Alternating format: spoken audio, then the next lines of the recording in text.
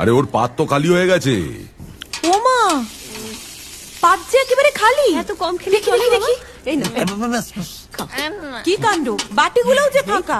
মাত্র 29 পিস মাংস খেলে কি পেট ভরে বাবা? তাই তো। মা, ও মা, কোথায় গেলি মা? মাংস খালি দে তাড়াতাড়ি আ। হ্যাঁ, দি।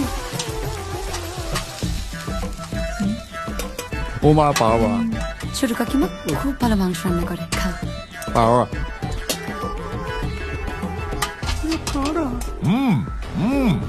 শুরু করো।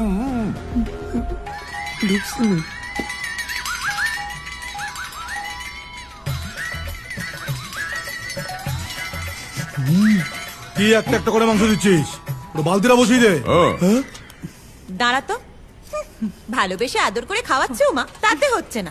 গোটা বালতিটা বসিয়ে দে। তোমাদের কাজ তো সারাদিন ষাঁড়ের মতো খাওয়া আর গুতনো, তোমরা কি বুঝবে বলো তো? যা বলেছিস।